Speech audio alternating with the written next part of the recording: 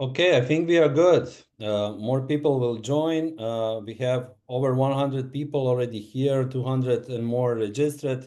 Hi, everyone. I'm Theodore Petricevic. I'm working for UNDP Alphin Lab, and here I'm in the role of UN Blockchain Community of Practice Manager. So this is like a third blockchain talk that we have within the UN ecosystem.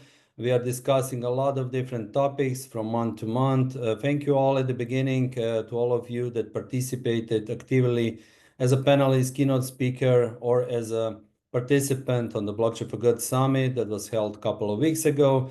And today, we are diving into one really interesting topic. I would say this is like a hype and the buzzword when we are talking about the UN ecosystem, not only internally, but also through the implementation of external initiatives that we have.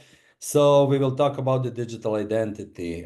Somehow we defined the title like infrastructure for people, systems, and trust. We will dive into the specifics of the topic with different speakers that we have here from the UN ecosystem and also from Cardano Foundation, who is already like a long-term partner to UNDP and other UN agencies. At the beginning, just a couple of technical notes. We will talk and discuss for next hour and a half. If you will have any type of the question, please post it in Q&A. We will moderate the discussion. We'll try to open all of the questions and answer them by our respective speakers. Please also use the chat if you want to comment, propose anything on today's webinar, or maybe you'll have any kind of the ideas or proposals also for the Blockchain Talk series that are going to happen a couple of times still till the end of this year. I will announce also what is the next webinar, Blockchain Talk, at the end of this webinar. So we have a lot of speakers here. I will just briefly introduce them, and once they will speak and come to the place to open the discussion or present something, they will dive more into their presentation. So we have here our dear colleague, Massimiliano Merelli from UN Digital ID Initiative. He's the program director. He will present a little bit what we are doing within the UN ecosystem on this topic of digital identity. And we have the bunch of people from the Cardano Foundation here. Our beloved colleague already, Alexandre Maaza, who is sustainability lead, working hard with us on multiple initiatives. We have Fergal O'Connor, who is identity solution lead architect from the Cardano Foundation. He will dive into the specifics of the different development initiatives that they have on digital identity in Cardano Foundation, and spotlight one of them, which is called Veridian, really nice name, and already, I would say, buzzword in the UN ecosystem. Max, maybe he will also confirm in his groups of discussion. We have Maria Neff, who is the project manager for Cardano Foundation, and my colleague Burcu, Mavis, who is a Blockchain Academy Accelerator lead at UNDP Alphin Lab.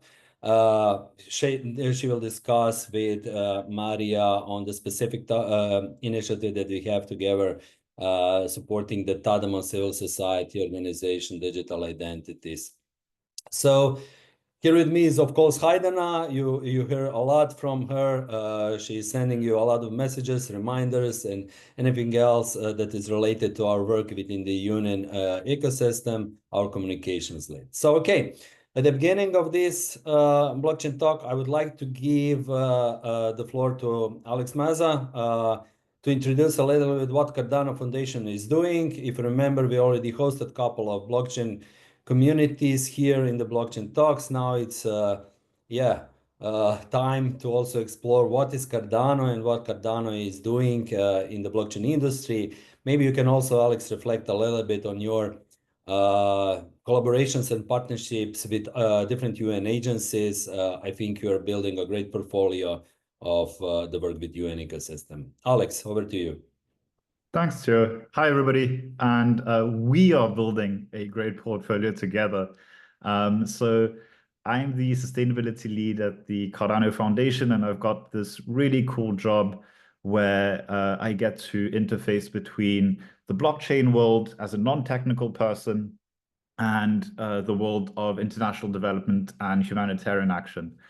What the Cardano Foundation does is essentially it's the Swiss not-for-profit organization that is tasked with advancing Cardano as a public digital infrastructure across a huge range of industries. And my core focus is the one related to sustainability. Now, when we speak about, pushing Cardano forward as a public digital infrastructure, what we really mean is by creating a diverse set of meaningful on-chain activities. So this means transactions using the chain as a public digital infrastructure in the same way that you would want, your public infrastructure of roads to be well used, to have cars, to have trucks that are doing a whole bunch of different things and bringing value to an economy. And the way that we do this is through three main pillars.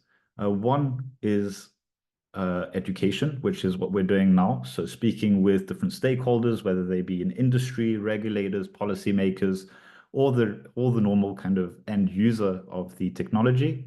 We look at operational resilience, because for us, sustainability is not only how the blockchain is used to promote the sustainable development goals, but that this public digital infrastructure is actually sustainable, that it can continue to exist and provide services for those that need it long into the future.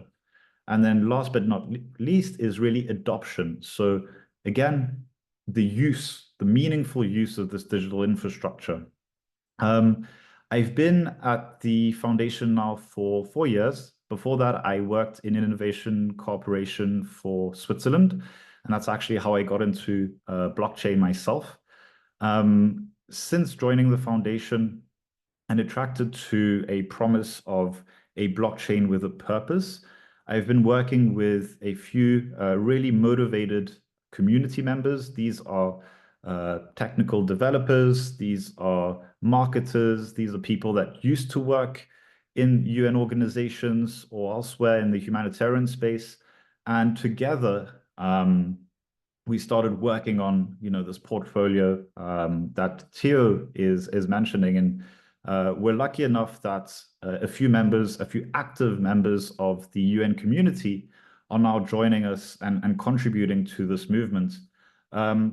The two main projects that we've had so far with UN agencies, the first one was with Switzerland for UNHCR. So this is the Swiss Foundation for the UN Refugee Agency. With them, we co-developed a project for resource mobilization beyond just crypto donations, but actually using what is called impact staking as a means to mobilize resources and drive awareness. And this is still very much a live project, and it's the leading project of its kind globally. And it's the only one that is actually owned and managed by a UN-affiliated agency.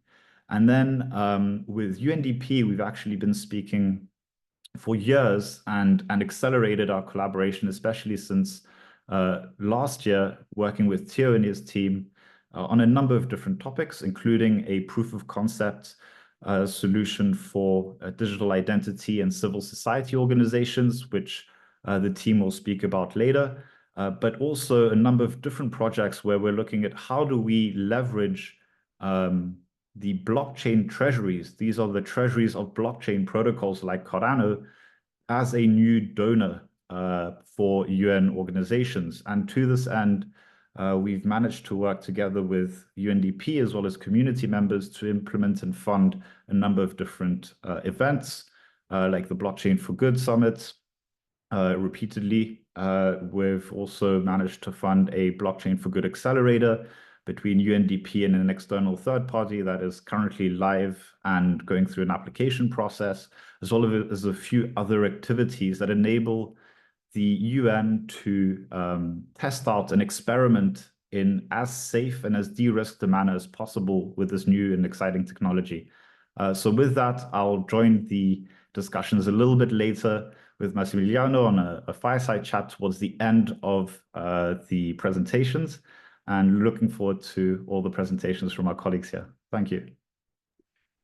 Thank you, Alex. I think we'll still have a lot of open floor to discuss what Cardano Foundation and Cardano ecosystem is doing on the development of humanitarian fields. Now I would like to give the floor to our colleague Fergal from Cardano Foundation. We will dive a little bit for 20-25 minutes into the digital identity and how they are seeing and approaching in terms of the solutions from the Cardano point of view. I would like to remember, if you would have any type of the open question or comment or proposal, just type it in the chat or use the Q&A. Fergal, the floor is yours. Please introduce your work. Thank you, Theo.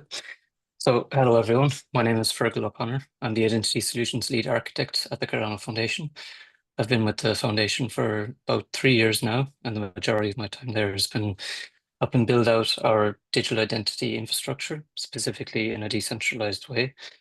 So today I have the pleasure of giving a primer on digital identity and decentralized identity, and I will also introduce this digital identity platform called Veridian that we've been working hard over the previous few years to launch.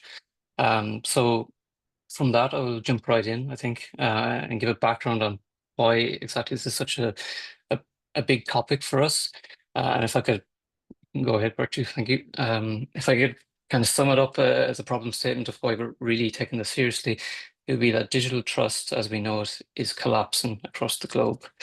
Now, the collapse of digital trust for us has been, it's an issue that is burning, that is affecting billions of people across the globe in the digital realm, and it's something that we're trying hard to reinstill at the Cardano Foundation. Many of the issues of digital trust have kind of existed since the inception of the web or the internet, but they're being exacerbated in recent years due to the rise of artificial intelligence. So what we're trying to do is to help build safer systems that can transact across borders and help people have a more safe environment in the digital world. And in the long term, be more sustainable, more efficient processes. So if you go to the next slide, some of the digital trust issues that we're facing, kind of just to highlight it, is I think in this digital world, we're facing kind of a new era where nothing on the web can truly be trusted. Now, this kind of stems from the issue that the internet was never built with an identity or security layer in mind. It was kind of just bolted on afterwards as an afterthought, and we're lagging quite a bit behind. From my perspective, I think kind of cybercrime is kind of on the winning side at this point. We see more and more data breaches across the world. It kind of stems from the idea that if you see a piece of digital content on the web, you have no real way to verify irrefutably that it actually came from that person and that person actually works for this organization and so on and so forth. Or, for example, if you see this very convincing video of a public figure on YouTube, you have no real way to tell, is this a deep fake or did it actually come from that person? And this will only get worse over time. So that's why we're trying at the Cardano Foundation to really tackle this problem from first principles, and to bring a more sustainable digital ecosystem and prevent fraud and impersonation, which are growing over time. And on top of all of that, cybercrime as it is becoming more trivial. For example, it used to be that, if a bunch of attackers were going to target an organization such as the UN, they might need to send out a bunch of social engineering phishing emails to thousands of employees. And there's a certain cost to this, there's economics where, they need to provide enough information and craft the emails in a convincing way to actually catch someone. But now this is becoming much, much more trivial, where using a large language model, using LLMs, we can now feed it with a lot of data that is contextual for these people and print out a very, very convincing email, which is only on the rise. And I think so all of these issues have existed since the inception of the internet, but they're becoming more and more of a problem. I think it's something we need to face. So if we move to the next slide. Yeah, this is just kind of an example. I won't dwell here too long, but taken from Bright Defense, some screenshots here kind of showing the current state of the web as it is, where 30,000 websites being compromised daily, and there's a staggering increase in cryptojacking and ransomware. And AI is fueling all of this. So fraud is increasing across the board. So this is something we really want to tackle. And if you go to the next slide, there's a particularly nice quote, and maybe people could put in the chat their kind of guesses of how long they think, on average, it took organizations to identify and contain a breach in 2024. And this comes from IBM, their cost of a data breach report from last year. Is it on the scale of minutes, hours, days, weeks? Well, if we click forward, we can see that the actual number is, if we go back there, 258 days, which is staggering. So not only does it take this long to identify and contain it, but what's the reality of this is, it means is if your organization or website is hacked, you are now given that attacker a lot of breathing room to actually find the data that they want to hold at ransom, and so on and so forth. So, and this number I think is increasing. There are other reports that say something like 11 months because the attacks are becoming more and more sophisticated, and we're kind of lagging behind. So in general, this is kind of the problem statement that I want to throw out there, and this is why it's something we want to tackle, from first principles correctly with the get-go, and not just throw in digital identity solutions that solve some problems, but they really solve the core root issue, which is very much a digital identity problem, but it's also a digital security problem. So if we go on to the next slide, the idea here is that using something called verifiability, we can ensure a safer future. So it's the idea that if there's a piece of data on the web, whether it's a government document, a YouTube video, a tweet, whatever it may be, we need some way to attribute that data to its source irrefutably. So we know that it actually came from them. It wasn't a deep fake. It didn't come from the platform. The platform didn't tweak it. We know it actually came from a device they owned. And there's a particular way you can do that, and that's using cryptography. Obviously, at the Cardano Foundation, that's a big element of what we do because everything's backed by cryptography. We can do the same for digital identity.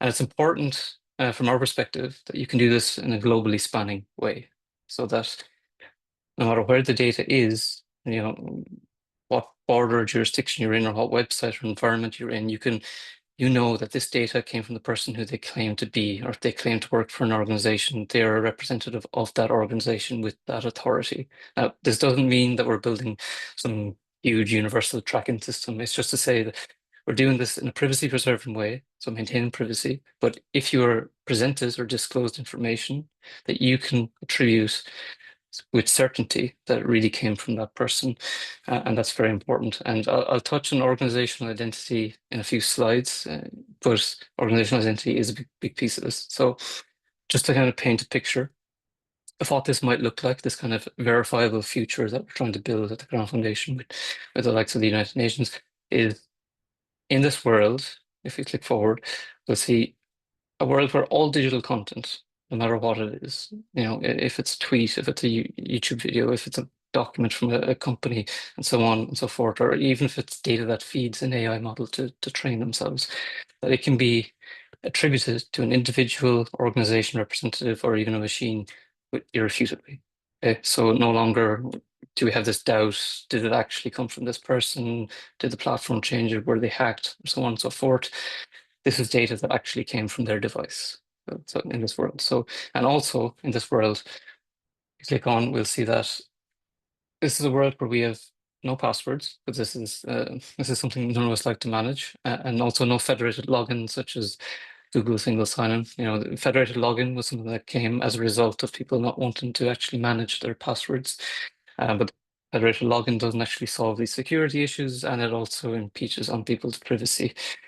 Because these platforms now know exactly where you log in and when, and so on and so forth. But if we can attribute everything to an individual, we can also solve that problem.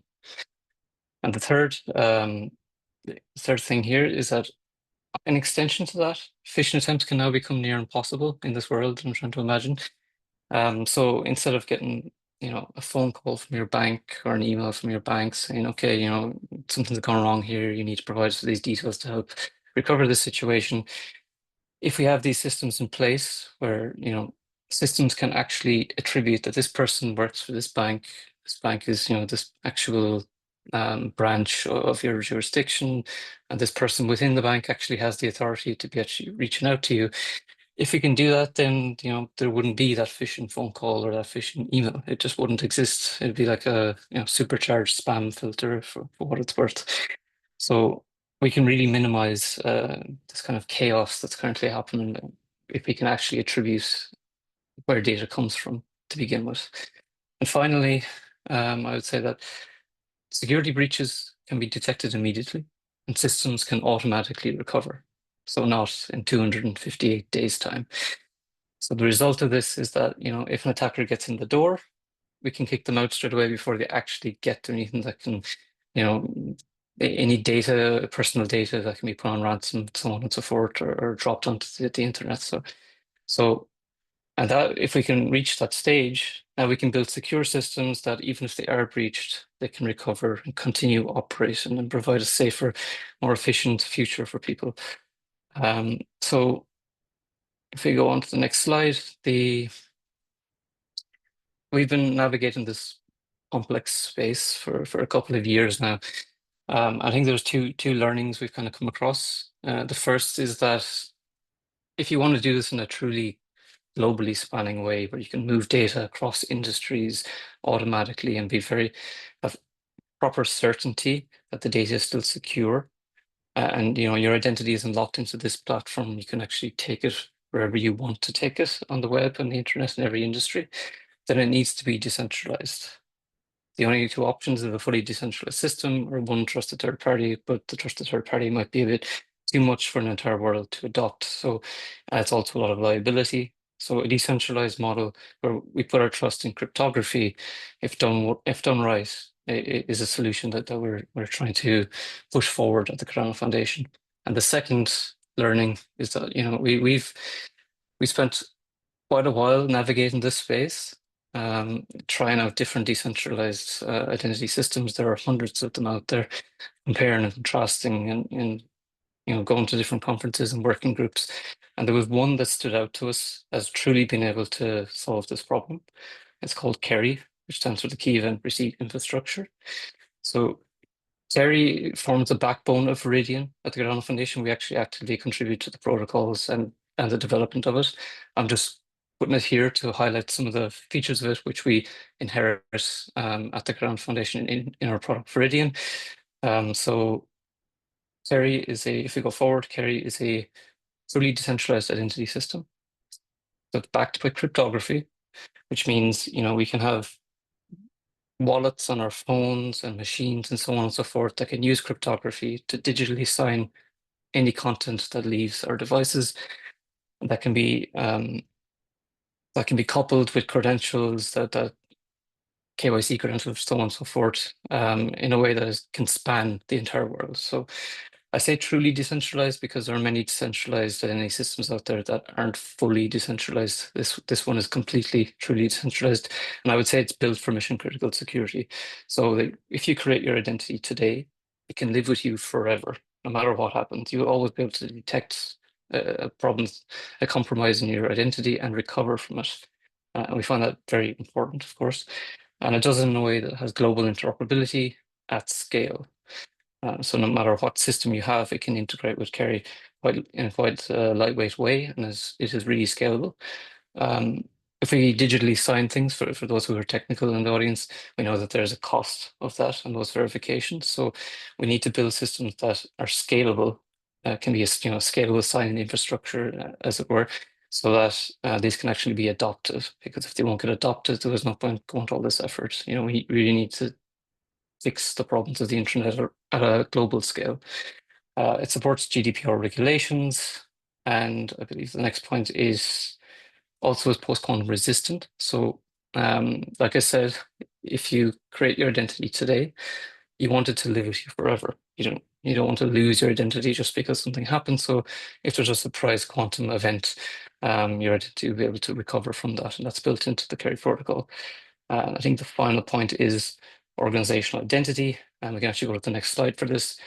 I had more information here, but I don't want to go too deep into it, but this is one of the key aspects of KERI. KERI provides you with an identity that can last forever for individuals and organizations and machines, no matter what, but it gives a particular emphasis on how you model organizations in a cryptographically verifiable way, so that when someone brings you from your bank, you know that it's actually coming from your bank, and that person within the bank actually has this authority. So there's a very good article called The Dawn of Organizational Identity, where I took this quote from, and it is the ability of a person or thing to prove their authority to represent an organization outside the boundaries of that organization. The key point there is outside of the boundaries of that organization, because currently in the web and in industries, we have silos of trust where we can't easily move data between different systems. And if we can prove our authority as a representative of an organization, that means everyone that interacts from the outside with our organization can now have more security in who they're actually interacting with. And so these phishing attempts, they go away, and we know exactly who signed these company documents and they had the correct authority and so on and so forth. And this is actually in production already. So two of the names on the article there from GLIFE, which is the Global Legal Entity Identifier Foundation. I'm not sure if people in this webinar have heard of them, but in the legacy world over the last decade, they've been issuing legal entity identifiers to millions of organizations and entities so that they can transact cross-border. So it's a truly global identity system in the legacy world. But they've also been building over the last few years the verifiable legal entity identifier, which uses the exact same protocols and standards we use, so that you can actually model your organization in a way that can be cross-border and people can understand. So going to the next slide, this leads us into what we've been building at the Cardano Foundation. So I wanted to pick, kudos to Kerry because it's a great protocol. But again, it is a protocol and we contribute to it, but you need to build actual, applications and platforms on top of that to actually bring it to the masses and users. So what we've been doing at the Cardano Foundation is building a platform called Veridian, which is completely backed by Kerry, so it inherits all of those nice attributes like the post-quantum security and so on and so forth. And we've kind of coined it as the identity platform built for tomorrow. So, your identity lives with you forever. And as you can see in this graphic, one of the main elements that we have is this mobile identity wallet, which we launched to the iOS and App Stores, or iOS and Play Stores a couple of months ago into production. So yeah, I believe in the next slide there's a video. If the sound's coming through.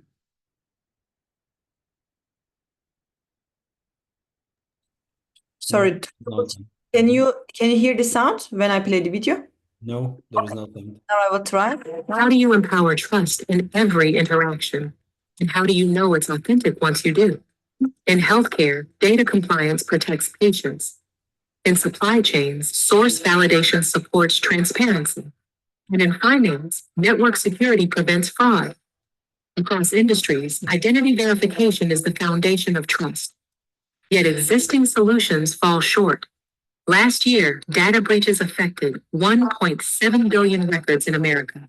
Why? Because we give up control of our credentials, data, and digital identity. Take back control with Veridian, an open source digital identity platform. With Veridian, your organization can protect user data and prevent fraud, support enhanced credential issuance, and ensure interoperability with verifiable data. And with the Veridian wallet, these features are right in your pocket, making self-sovereign identity simple. Privacy first, enterprise grade, future-proof. Discover how Veridian empowers trust in every interaction.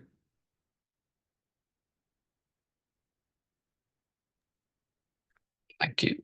I think we can go.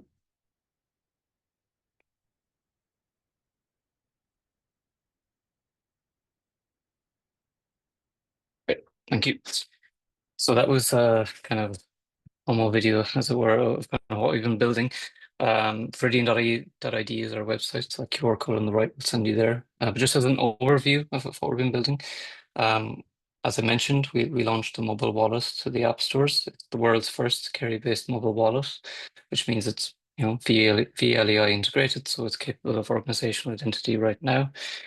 We believe this is kind of, a core critical application for helping build digital identity across, different ecosystems, because many, organizations and people, organizations are made up of people and things who act on its behalf. So we want to empower organizations and people with the right tools so that they can actually start digitally signing their software in a way that creates a more verifiable future.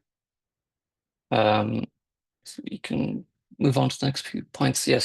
So the wallet is just one aspect of the Veridian platform. Another aspect is, there's an entire infrastructure around this which we've been helping develop. We understand that, this is a complex space. We spent years navigating it. So what we're trying to do at Veridian is empower others to, bring digital identity into their use cases in a kind of a seamless way. So we're offering infrastructure to help people onboard quicker. We have a contact form on our website to get access to sandboxes. The application itself can actually be white labeled. So it's actually quite relevant for this talk today, because we, together with UNDP and Tadamon, have been developing a white label version of the wallet that has their own branding. And I think there's a final point. Yes. Something that I kind of didn't go too deep into earlier is that Kerry is unique in that it doesn't necessarily need a blockchain. What we're doing at the Cardano Foundation is kind of having this kind of a best of both worlds approach, where we want to keep the global interoperability to get to systems that can't actively run blockchain nodes, as it were, but use Cardano to enhance it and make it easier to run. And there are several different approaches we have there. So with our platform, we invite people to kind of pick and choose what they need for their use cases, and we can help them craft that. So overall, this is a platform to try and help people go from kind of 0 to 100 on getting digital identity into your use cases. So if you go to the next slide, on top of this, I'll just round up here. We've also been building some other tools. They're maybe the first product we had was our mobile identity wallet, but in parallel, we're working on credential management systems. I didn't delve into what a verifiable credential is so much in this talk, but a verifiable credential in this verifiable world could be something like a passport or an access to an event or the authority to ring people on behalf of the bank, so on and so forth. So we're helping build up credential management tooling. In addition to this, we have browser integration tools, which can allow you to take your digital identity on your mobile wallet and bring it into a browser environment, because we understand that many of us work on our desktops daily. And coupled with that, we also started working on some document signing. It seems like low-hanging fruit to start signing documents within an organization. So now we can use your mobile identity wallet to sign those documents. I think I have 3 slides after just showing kind of screen grabs of it. So this credential management tool, and this is kind of the dashboard. This actually comes with the infrastructure that we deploy. So if you were to get a sandbox, you would also get this tooling. So that you have, here's the wallet, here's the tooling, here's also the libraries, and we can support you and actually bring it into your use case. The next slide is IIW is a digital identity workshop. It's one of the conferences that we attend twice a year. So this is the kind of a demo that we launched there last year on how you could use your mobile identity wallet to kind of funnel into your browser environment and use a credential on your wallet to actually enable a passwordless login into this website. And everything is fully secured using Veridian and Kerry. And then finally, on the last slide, this is just a snippet of our kind of maybe first version of the document signing that we've been developing. We have kind of a long way to go to add more and more aspects to this, but this allows you to, again, upload a document, view it in your browser, and digitally sign it using your identity wallet in a way that can last forever, so you know who signed what when. So yeah, I think that was in general just kind of, without getting into the use case specifics that will come after I stop talking. This is just a general overview of, from our perspective, what the burning need is to tackle digital identity in the correct way, and how we go about it, and what we're trying to offer with Veridian. So yeah, thank you all for listening. Thank you, Fergal, for a great presentation. We already have a couple of questions in the Q&A. Maybe you can open the window so you can see the questions, but I will start with the first one. So the question is, how do the Carry platform enable user content mechanisms for data sharing? So Carry in and of itself is kind of a key management infrastructure so that you know this digital content has been signed by an identifier that could represent someone. I give you those tools, they're kind of base level tools. How you share it can be use case specific. Now it does offer kind of built-in native ways of end-to-end encryption that is much more secure than any HTTPS protocols that we use daily in our lives. So in itself, kind of the short answer is it just depends on the use case and how you want to do it. In addition, the credential standards that's used in Kerry called ACDCs have the ability to embed legal contracts into that as well, so that when you accept some data from someone, you actually sign off on the fact that you agreed to their terms and conditions. Excellent. Maybe you can just jump to the Massimiliano question. So what will happen to the identities if the blockchain network one day won't have any node? Distributed identities are a great solution, but they quite depend on which networks are used and validated. Yeah, this I would say is a blockchain sustainability question more than anything. Now, as I mentioned previously, Kerry is unique in that it doesn't need a blockchain. So if Cardano, if there were this case with, for example, Cardano, it can actually still live, but the same issue would still apply. So in the Kerry ecosystem, if there were no nodes they're called Kerry watchers in that ecosystem, if they didn't exist, then you would have an issue. But I think the true beauty of decentralization is that you can build in these incentive mechanisms so that people really need this to continue operating. So if every organization and individual depends on the security of the system, there's a big incentive there to ensure that this continues operating through and through. Thank you. I think you can see the question also from Jörn and Yahya. So maybe you can quickly answer those two or comment on Jörn. From Jörn, yeah, as I mentioned, we're not building kind of a universal tracking system. It's kind of the idea that if you disclose data with someone, and you want to disclose it with that person, and you're claiming to be someone, then you can prove that you are really that person. It doesn't mean that everyone can see your conversations. Doing this in a privacy preserving way is also part of the hard challenge. So it's really up to you as well on how you actually want this to work. For example, I've gotten the question in the past, without state issued credentials, is all of this a waste of time? And the answer would be no, because these are also reputation systems. If you build up reputation in one ecosystem, you should be able to carry it with you forever, even if it never linked to your digital identity. So, within our wallet, you can create different accounts or identifiers, can represent different personas. Some of them might be linked to a personal credential that is a form of KYC for you, some not. But this gives you the tools, to attest that you really are that person if you want that person to know. So it again goes back to kind of a use case scenario. Okay, thank you, Fergal. Unfortunately, we need to move forward. You have the access to the Q&A. I would kindly ask you maybe to type the answers to the questions that we have from the participants. We need to move forward with a presentation of the use case that we have in UNDP on the Tadamon initiative. Maria and Burcu, I think you have already prepared the slides. So for next 10 minutes, the floor is yours. Thank you so much, Theo. And thank you so much, Fergal. I think it was very nice kind of a build up to the use case to talk. And I'm really happy that you also use quite like easy language for our colleagues and me to understand. So it was really very nice. So let me tell you a bit about what is the pilot that we are going to do with Cardano Foundation on the Veridian. So to tell you a little bit about our program, as an Altfin Lab UNDP Alternative Finance Lab team, we are implementing a project called Tadamon and Empowerment Program for the poverty reduction. We are the implementers in this program, and our program is managed and funded by the Islamic Development Bank and also Islamic Solidarity Fund for Development. Currently, we have on our platform over 5,200 CSOs, across 34 countries. And this platform is designed in a way that we would like to aim to empower CSOs from the OIC member states. And in this regard, we are providing several capacity building programs such as crowdfunding academies, as well as the acceleration program. And the acceleration program is going to be that we are going to pilot and see how would Veridian work.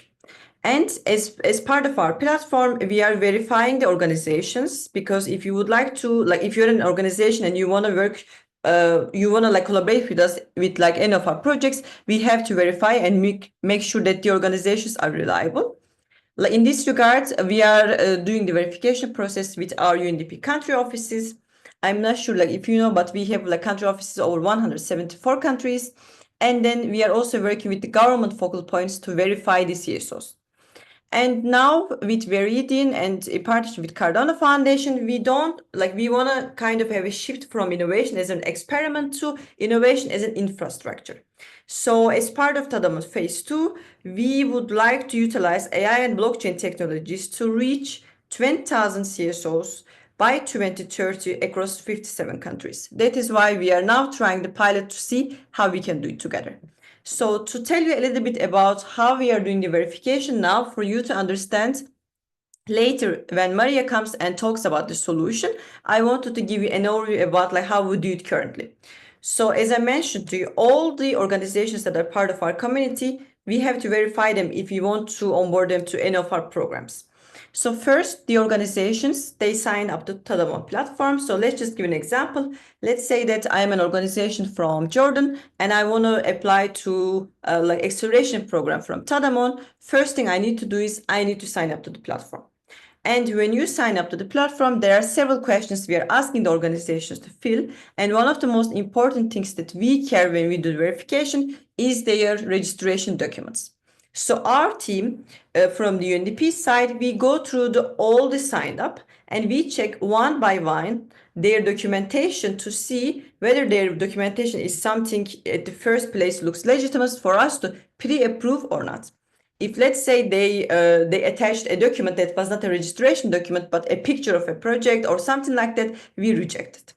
After it, what we do is we kind of like have a list of pre-approved organizations. And after this, we send this list to our country offices. Since we are part of like Istanbul Region Hub, we don't have access to the countries as our country offices have. So in the case of Jordan, again, we would send this the list to the UNDP Jordan office. And then after that, UNDP Jordan office would go through our list and verify and see if the organization is an organization that we can work at. So they look at if the organization has any political affiliations or they are a like terrorist organization or not, or different aspects of state check.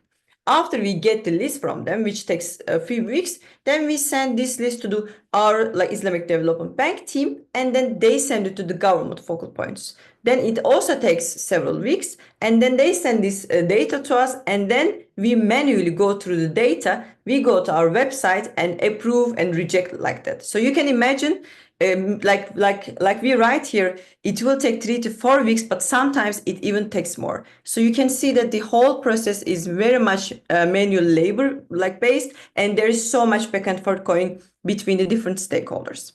So what are the challenges that we are facing in the system that we are having now is that the documentation verification process is really quite labor intensive.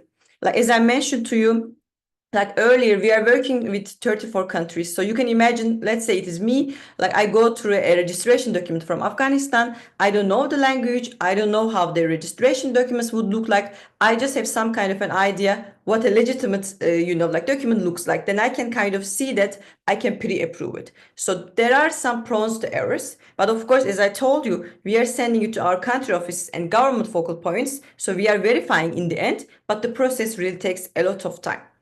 And not every verification is accepted by our UNDP country offices. There are different aspects that they also look at. So there are kind of different mechanisms we look at. And we also do not have any verification records, meaning that if our UNDP Jordan office has already worked with this organization, we wouldn't know if they work with them or not. So you can like imagine that we are kind of doing a double work. Let's say UNDP Jordan like has already collaborated with them 2 years ago, but our team, we don't know it. So we basically have to do the first check-in first, then we send them the list. But until we get the list back from them, the process really takes a lot of time. And like for our CSOs to come to our platform, like even though we wanted to do it as best as we can, of course, within the 5 years, and we changed many things aspect of it, still for them to have an understanding of, like, let's say getting a notification that their application is now approved, or like what kind of process it is not really very easy to read from the user journey side. So we also have that challenge. The other challenge we have is there are the security risks. What does it mean? So let's say that, to give you the same example, I have an organization from Jordan. I applied to Tadamon platform 5 years ago, and now I'm completely gone from the team, and someone else want to apply to another program within Tadamon, and they again sign up to the platform. So we can see that there are multiple CSO, like multiple entries for per CSO, and it really creates that the identity of it is really kind of lost, because we already verified them, but they cannot even log into the website because they lost the email. So there are so many different aspects of it. And even though we really collect a lot of data, we don't currently have an approval monitoring, which means that we don't know, I mean, we as a team knows, but on the system, you wouldn't know like which organization joined, what program of us, how much funding they got, what kind of program they did with us, and what is it that they're actually focusing. It is really not very easy to see right now. And like this is the no authentication level is like very similar to what I just mentioned now. And also inconsistent verification processes limits users' access to opportunities. To give you an example, we had an open call for our acceleration program. We received around 1,200 applicants. For that one, for us to be kind of check all the documents, pre-approve them, when we got 300 applicants to our platform was really time consuming, and it made our participants to apply to the program a bit later than expected time. So really the time is also a kind of a problem. And the last point is that because of the countries we are working, and there are some low trust countries because of the political reasons and so on, we don't have like one specific, let's say, like focuses on a country level where we can actually be a bit more flexible. It's a bit difficult to kind of do a tailor-made verifications for some countries due to their political situations. So this is also something that we are facing.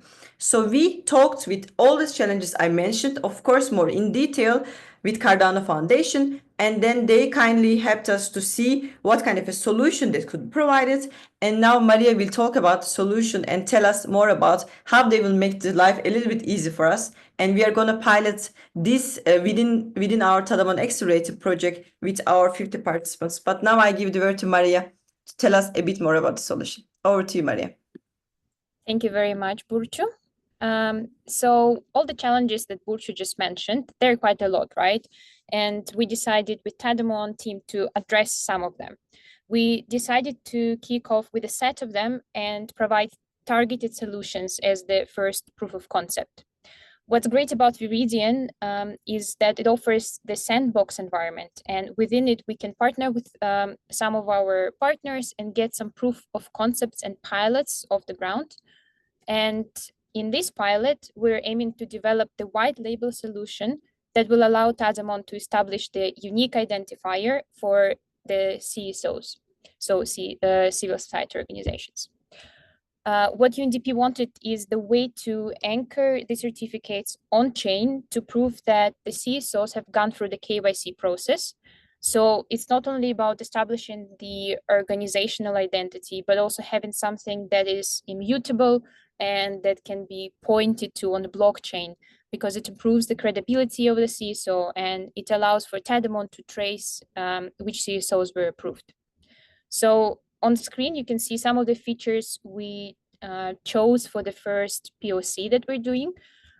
First, of course, is the verified ID. So every CSO with which we will test the product will receive this digital identity. Then, Tadamon will do the KYC process on them, and the ones who pass it will receive an on-chain certificate. Now, the good thing about the certificate is that the access to it can be granted on the authorization level, so the CSO can choose with whom to share the certificate, allowing for the privacy component in a solution. Now, what we're trying to achieve here with this pilot is to demonstrate that we can leverage this public permissionless blockchain in the privacy preserving way. So we're getting the simplicity, the cost efficiency, the decentralization of the Cardano blockchain, and combining with the privacy preserving nature that is usually only available through the private permissioned ecosystem. Now, Burcu, if you can go to the next slide. So this project has been in years in the making, and currently we are in the active stage of development, and we can already show you some previews. So it's not just words, but you can actually imagine how the application will look like. So what you're seeing on screen on the left side, yes, you can press play, is how the CSO will go through the process.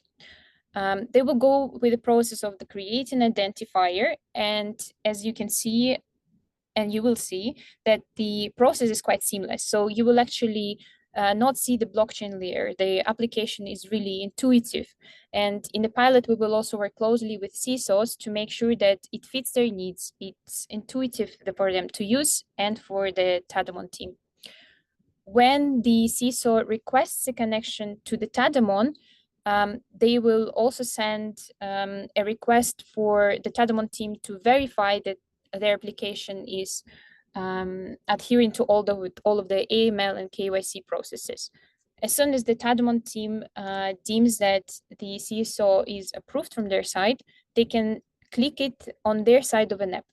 Tadamon team will have their own version. It will allow them to sign and issue the certificates and track how many CSOs were approved. So the CSO then will receive a notification that their on-chain certificate is ready. You can see the certificate on the right-hand side, and they can use it to present to the third parties. And as I've said, it's only available to the authorized parties they decide to share it with. Now, what's next? As I've said, we're working with Tadamon to integrate it into the accelerator for food security, which is currently in full swing. And in June, we plan to onboard the first 50 CSOs and enable them to receive an official Tadamon issued certificate.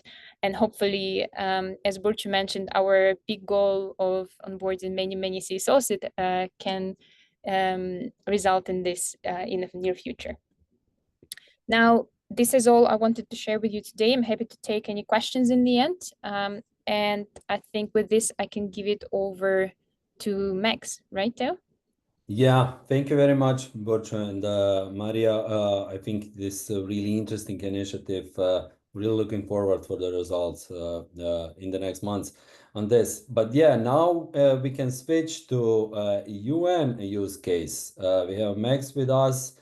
UN Digital ID, as I said, it's like a recognized initiative within the UN ecosystem. Digital ID is the buzzword as well. We had a great check-in, I think it was yesterday, with Max as a preparation of this panel, and I really like the sentence from Max that this initiative also came from out from frustration. So, Max, maybe it would be great to introduce a little bit, what was the history, what is in the backbone of the initiative, what is the current status of the initiative, what are the future plans? So, Max, over to you. Thank you, Theo. It's a pleasure to be here among such great colleagues. It's fantastic to see how blockchain is being used across the world to solve actual concrete problems, and this is what we're actually trying to do. So with Digital ID, I'm not sure if we can have the slides up, or you want me to present from my side? You can present your real side, yeah. Absolutely. If you're not host, we can make you host. So let me know if you can see the screen. Perfect. And it should be in full screen mode. Okay. So yeah, you mentioned this came out as out of frustration, and this is actually one of the problems that we're trying to solve. So the frustration of dealing with bureaucracy. And maybe some of the UN colleagues that are online today are, this also resonate with them. This is the problem statement that we're trying to solve, which is, let's make the UN a more streamlined organization. Let's make data flow between organizations. Let's make sure that processes are not hindering, impeding our work when we go across the globe and we're trying to solve, for example, hunger, or we're trying to help refugees. So all these things that are very trivial, like, for example, verifying your dependents or your spouse or where you were born, these things should be very easy to do, and they should not require weeks, or I won't say months, but sometimes even months. So digital identity. It started, well, how are we going to position digital identity? This is what we call the all-in-one solution for the UN family. Digital ID has been live since last year, and we are currently expanding the use cases and the user base using digital ID. But this is a little bit of background for digital ID. So it started as an idea from a WFP staff member. I won't mention who it was. It was me. And it came out of frustration because I was lucky in my UN career to be seconded, which means I was transferred to another agency 2 times already.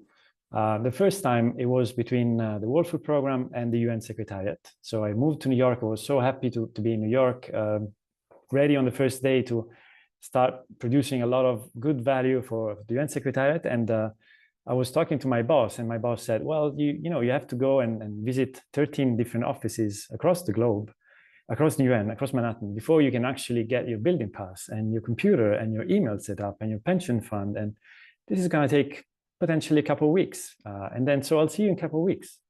And I was so frustrated because I was so ready to deliver something and I couldn't.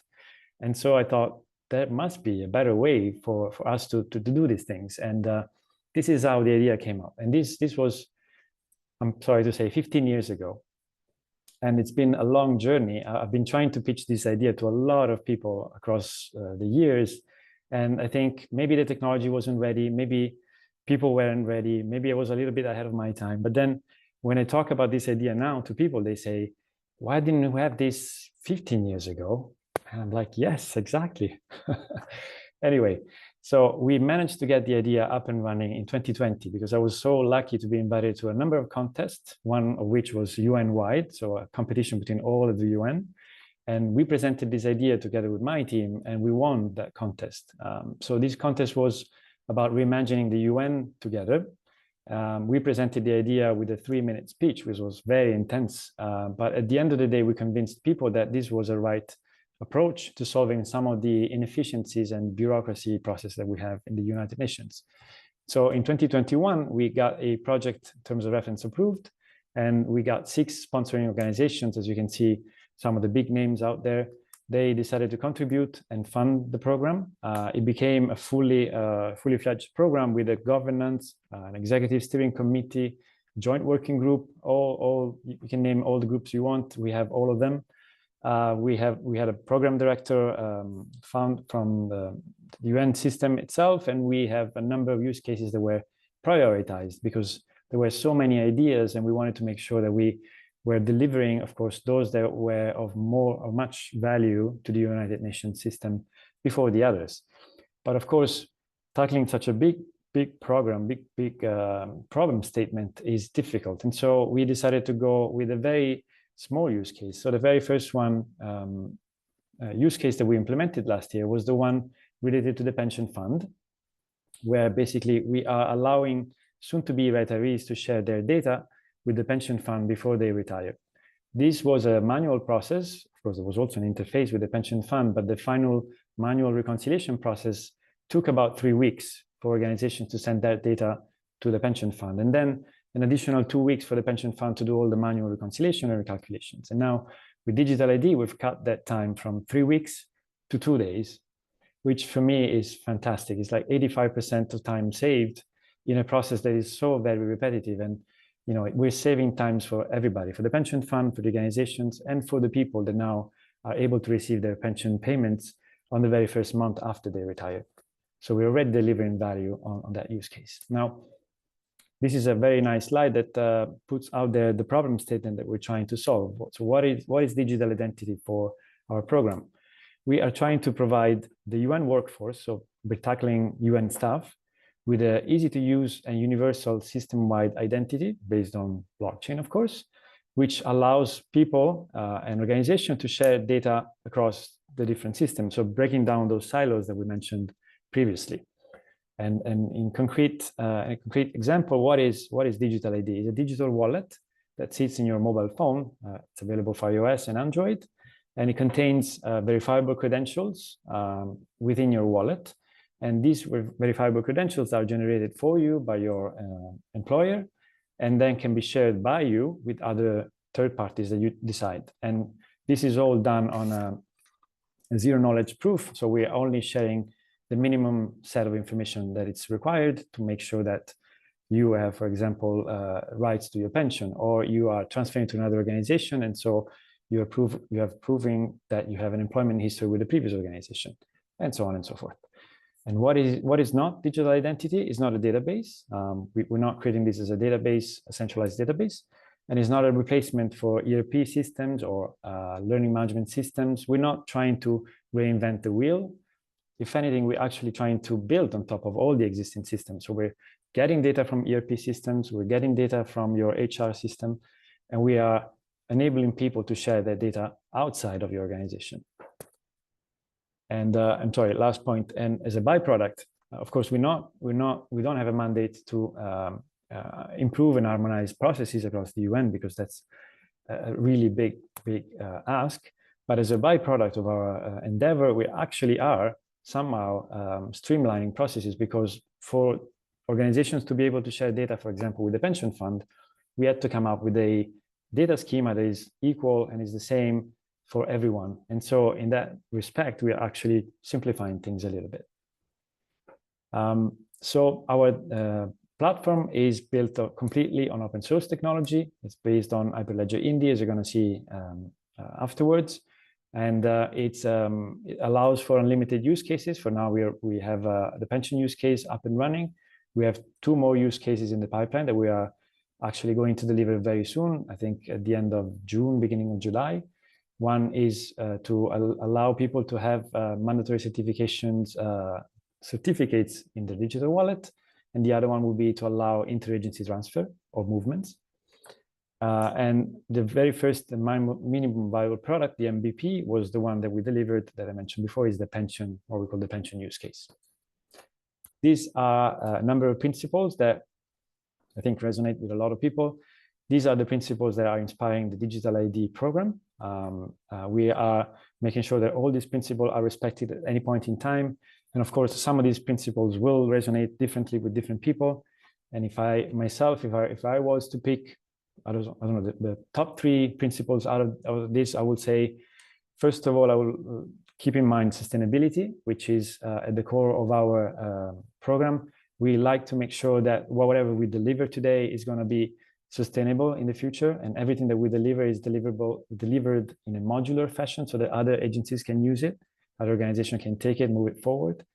Interoperability would be a second principle that I would like to pick, because we are all for making sure that our data doesn't sit in a silo, and our wallet is a multi-wallet enabled type of wallet, so we can interact with the blockchain, with W3C, OpenID Connect, all things that are very technical, but allows many, many use cases to be possible. And the third one I would choose, which actually will be my first one, is pride. We're trying to build a solution that will allow people to feel pride in being a staff member of the UN.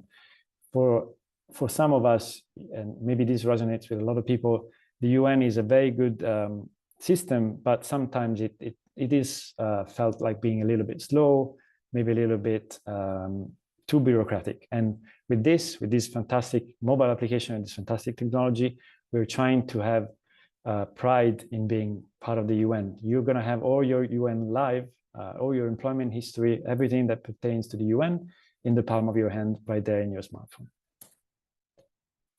So moving on, these are the benefits that we have. We're trying to deliver. The benefits are twofold, as you can see. One, of course, one aspect of the story is that we are delivering benefits to the staff themselves by giving ownership, transparency of data back to them. in an effortless fashion, and we are also enabling them to directly share data with whomever they want to. For example, the pension use case, we are enabling people to share data directly with the pension fund themselves. And so they have a direct connection with the pension fund. They know beforehand what they're going to be sharing. They can check if their, for example, the personal email is correct, the personal phone is correct before they send it out and before they go out of the system, before the UN, out of the UN system. And so they have a direct connection with the pension fund. On the other hand, we're also delivering a lot of benefits and values for the organizations in terms of transparency, quality of data, because maybe it's not the case for all organizations, but for the first time, we have a seamless exchange of information and transparency on data. So the staff member can actually see their data from their smartphone and they can verify if it's correct. And of course, we are increasing efficiencies in the long term by saving those 3 weeks that I mentioned before, making those 3 weeks 2 days. There's an enormous amount of savings, which is in this economical situation is basically all that everybody's talking about. So we're very lucky to be right here delivering this solution in an environment that is looking for efficiencies, because we are actually delivering efficiencies. So let's deep dive a little bit on the solution technology. I'm hoping I'm doing good with time. We are using blockchain. Why are we using blockchain? Because we can create records that are immutable, traceable, and that can be auditable by any third party. We are making use of a private permission blockchain, and we can come to that in a little bit. We are storing only credential definitions, schemas, and verification data in the blockchain. No PII data, no personal identifiable information is stored in the blockchain. All of that will stay only in the wallet, in the mobile application of the device. The solution components, as you can see, we have 3 pieces of the application. The mobile application that I mentioned before, the backend layer, which is the backend that sits on top of the blockchain and enables information flow in and out of the blockchain. And that's based on Hyperledger technology again. And the blockchain layer itself, which is based on Hyperledger Indy. I'm not going to bore you with all the details. We're going to share this presentation later on. You can deep dive on it, but I just wanted to show you how it looks like. So this is the mobile application, how it looks like today. It's very, I would say it's consumer grade application. I really love it. And I know I'm biased and I'm partial because I'm delivering this, but when you use it, and there's also a demo mode within the application, if you don't have credentials, so you can try it out for yourself. It looks like an application that's coming out of a private company. So it's fantastic. And on the second screen, you can see the backend layer. So this is the way that organization will be able to interact with the blockchain and create credentials for the employees. The solution components, again, the user app is installed on the mobile devices of the person. We don't enforce that this mobile application is used only on devices that are managed by the organization. So you can even use your personal phone for that matters. And the ID manager, as I mentioned, is the one system that sits on top of the blockchain and allows interaction with the HR system of the different organizations. And if you are curious, it's developed using a web application based on Django with Aries, Hyperledger Aries cloud agent called Akapai.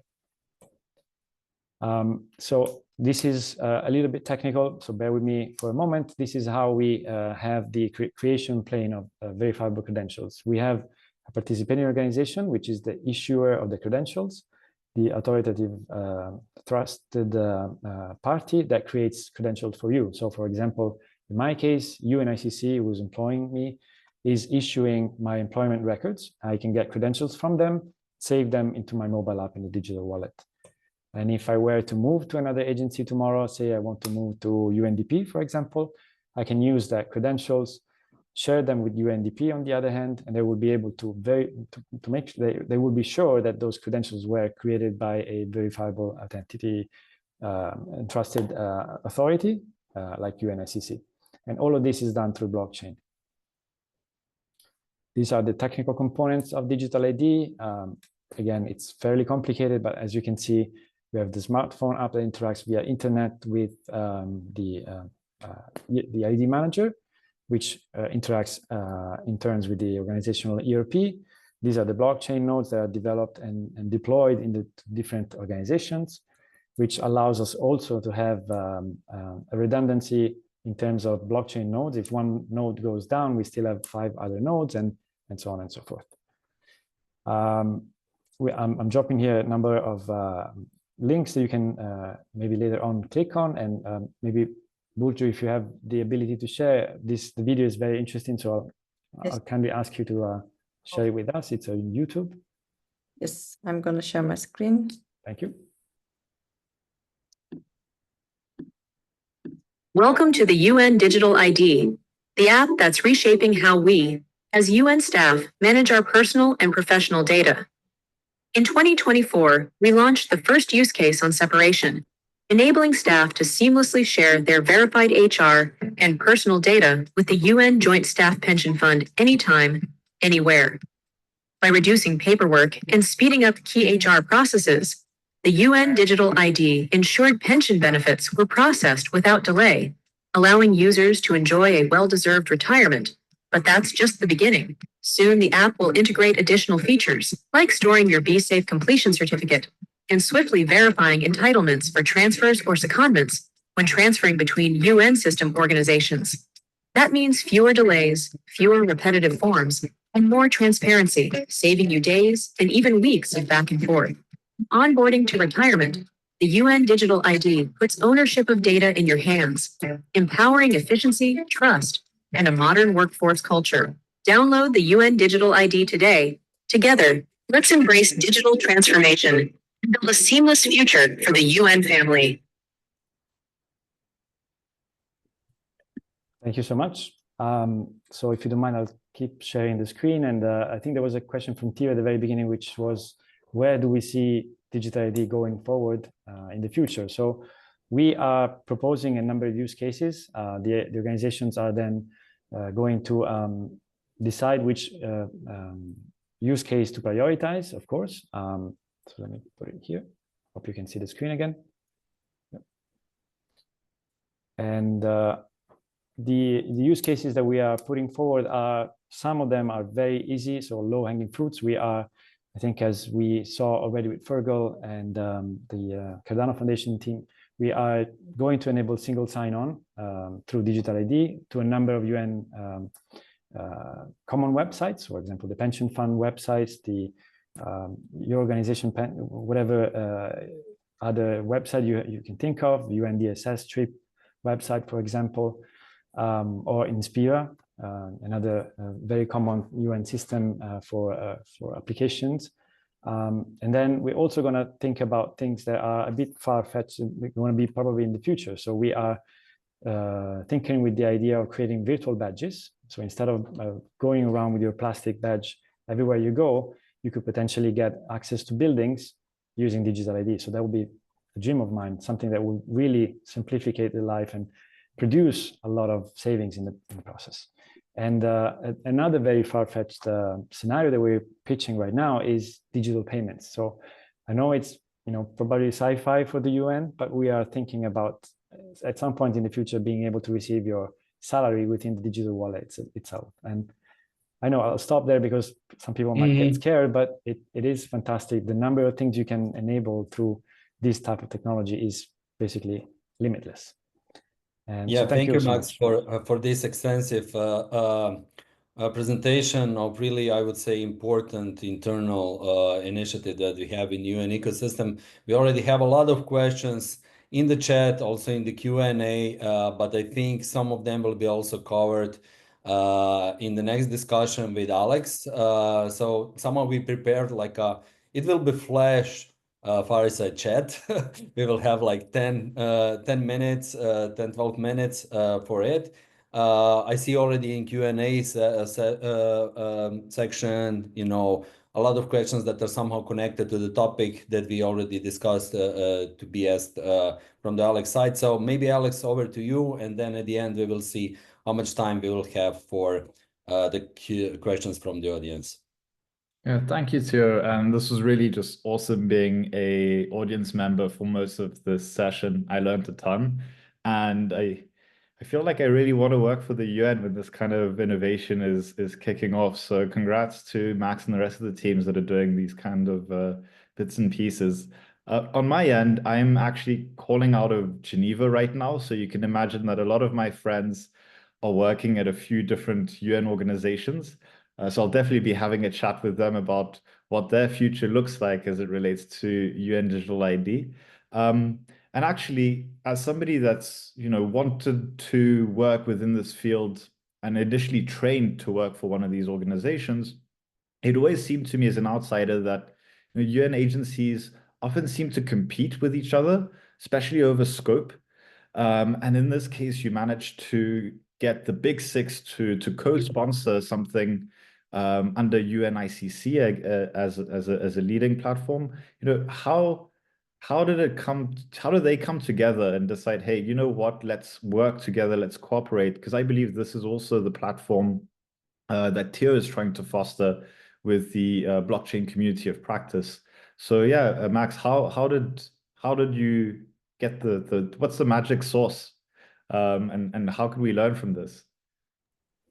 Thank you. It's a great question. So I can say maybe the secret sauce is a combination of multiple aspects. One being timing. So as I mentioned before, I started pitching this thing long time ago, and maybe the timing was not right. So people were not listening. Now, I think the timing is right. Blockchain has been mainstream everywhere. And everybody kind of know what blockchain is, even though a lot of people still think about it as crypto.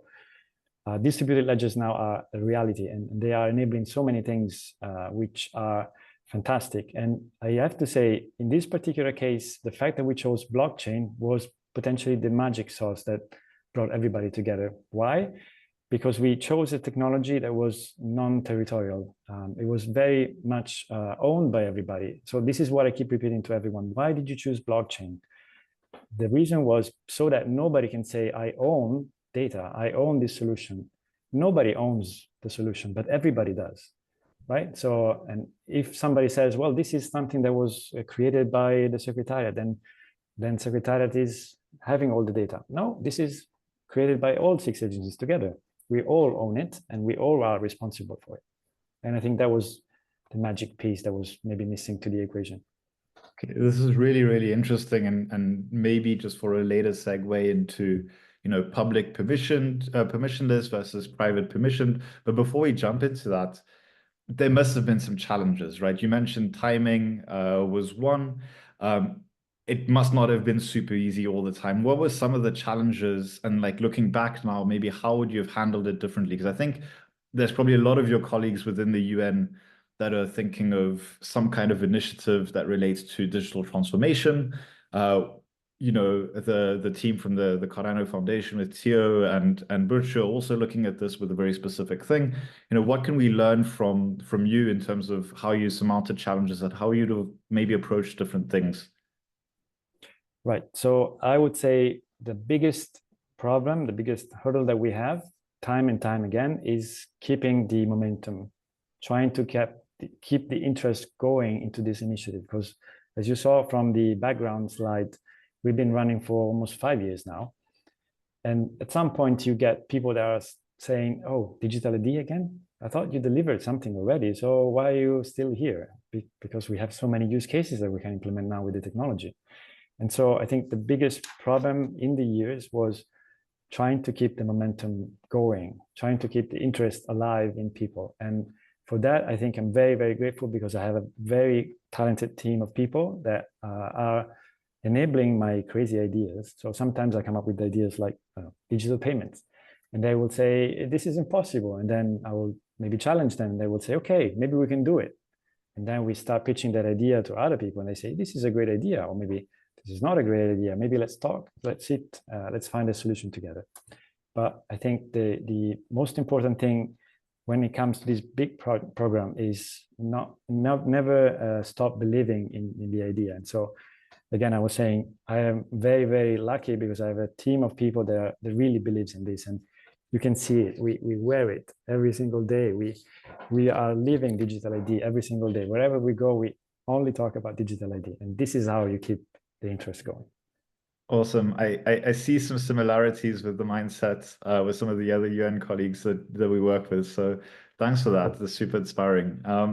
One of the questions that I had is also, the UNID is UN to UN digital identity as a form of organizational identity, and whereas the Veridian Tadamon use case seems to be non-UN, so the civil society organizations, to UN, as in like the regional offices, to another UN agency, which is the UNDP as a implementation partner.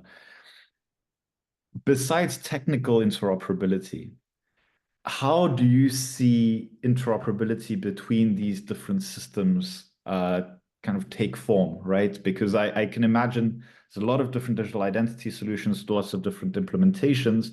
But what I see trying to be done here is that different parts of the UN, as well as their, let's say, I wouldn't call them subsidiaries, but maybe regional offices and local offices, are trying to connect all of their different stakeholders together all the way until the beneficiary. So how do you foresee, I don't know if it's technical, but how do you foresee interoperability at a higher level? Okay, so yes, you're very right. For now, we are only tackling UN to UN use cases, which, to be honest, they're already quite complicated themselves. So the idea will be, we try to start with UN staff, not just peace staff, but everybody, because it's very easy to get people to have a consensus about it. We kind of use the same rules, especially around HR. There might be differences, but it's very non-controversial when it comes to staff. So you're not going into somebody else's turf. It's not like WFP is trying to get into the territory of UNHCR or UNICEF or vice versa. So UN to UN was very, very easy. Now, we are also thinking about doing a little bit of an extension. It's not a full opening of digital ID by allowing events, accreditations, so non-UN staff joining maybe a UN event. Say, for example, there's a big conference in Geneva in July. We would really like to have digital ID for the attendees so they can use digital ID to register themselves, maybe provide a copy of their passport. Then the accreditation will be done in digital format from, I don't know, a UN agency that says, yes, you're really you, and then you can show up at the door and get in through digital identity. That's a little piece of an extension, but there's so much more that we can do, as you mentioned. Non-UN entities to UN, I mean, the sky is the limit. Even thinking about stuff like fleet management, or maybe enabling cross-asset sharing between agencies, or maybe even with governments. It would be fantastic to say, I need, for example, a car that will take me from this place to this place, and I can use digital identity to prove that it's me. I make a reservation, I log into a website to get that, and I'm proving that it's myself by using digital identity. Awesome. I mean, already, if there is an implementation of this use case for events, I can tell you, you will make the guards at the Palais des Nations in Geneva very, very happy. So people are not queuing for kilometers outside in the sun. So we'd love to see that. Would love to see that happen. And you know, last but not least, maybe one of these questions is around the permission private chain, that is Hyperledger Indy, versus public permissionless blockchains like Cardano. There are many others. One of the perspectives here, at least, and this might be a prejudice from my end of working on the public permissionless space, is that typically for traditional organizations, it is easier to understand the risks and manage the risks of private permission blockchains as a way to kind of get that first buy-in for blockchain technology, whether it be Hyperledger or Corda. Is that the case? And otherwise, is there an openness or growing openness to explore public permissionless networks? That's a tough one. I can give you a little bit of history why we chose permissioned private blockchain. Well, very, very honestly, it's because it's a UN system. So we need to make sure that we all have the UN privileges and immunities respected. So doing it on a private blockchain within the UN premises, you guarantee that the data was never leaving the UN. So that was the easy path for us. Now, of course, we don't want to prevent ourselves from going externally, maybe potentially with a permissionless public blockchain in the future. And it all ties back to sustainability and, of course, future-proofing of the application. And For this reason, the mobile wallet that we developed doesn't need to interact only with the blockchain that we created, so that we chose, the Hyperledger Indy. At some point, if we find that there's another better solution, or we finally get the consensus to move to a public blockchain, we can do so. That will need a lot of convincing, if you can relate with that, potentially from the CISOs of the different organizations, because it'll be a security problem. But it's very true that we're not sharing any PII data on the blockchain. So it all depends on the use case. For now, the private, it's easy. We chose the easy path to make sure that we could get moving, but nothing prevents us from moving towards something like Cardano in the future. And I'm hoping that we can keep the conversation open in the future. Awesome. And I think, you know, and on this case, Cardano is one of many public permissionless blockchains. And I think just as an example to talk about the payments use case, right? Just very briefly, is we've seen a number of different UN agencies start to experiment with cash disbursements directly from UN agencies directly to beneficiaries using blockchain-based solutions. And when you're talking about the resilience of the service, it might be about deploying on multiple public permissionless blockchain networks to ensure that if there is any issue at all with any one of them at any time, you're still able to provide the service, whether it be digital identity, payments, etc. And so that in and of itself is also a really key component to make sure that you mitigate risk. So, you know, with this, I've touched on a few questions, and I think you've already answered quite a few of these related to questions in chat.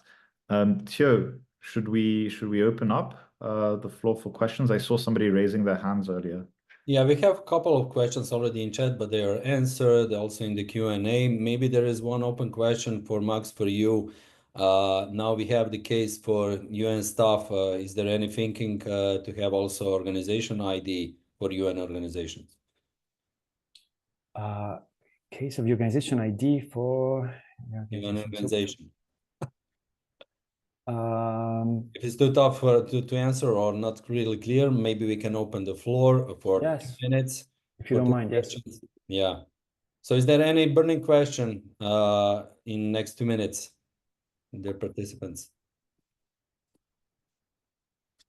I think we had a lot of comments and questions in the chat already. Thank you also, Fergal, for answering like more than 10 questions in the Q&A. Really appreciate it from your side. Alex, you have the additional question, and maybe then we can close. Yeah, actually, just a question that came to mind. This project, Max, came out of some form of like a hackathon or type of competition. How important are these sorts of competitions, and how valuable are they to innovation within UN agencies? I think they are one of the greatest source of innovation, because the ideas can come from anybody, right? It doesn't have to be somebody higher up in the chain, or it doesn't have to be a super technical person. If you have a good idea and you have a good use case and the idea resonates with a lot of people, you can just participate in one of these contests, these boot camps, these hackathons, and your idea will resonate with people. The idea will make people think about other possible solutions, and maybe you'll get a support from a number of people that are more technically savvy than you, and things will just start rolling from there. And this is actually what happened.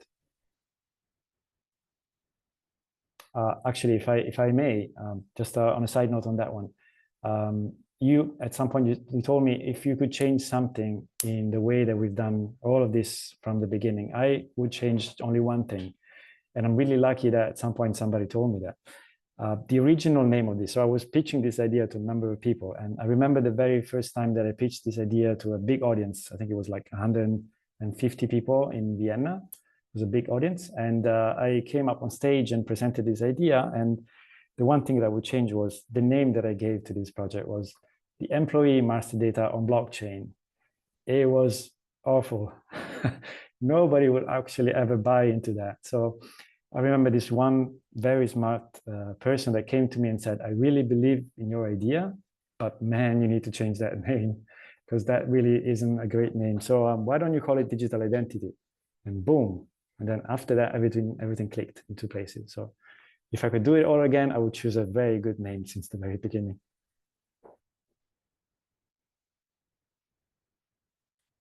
Sorry, I'm trying to, I'm typing already. When and what is the next blockchain talk happening in June? So we need to close. Unfortunately, also our colleagues are leaving because we have like a time slot of 90 minutes.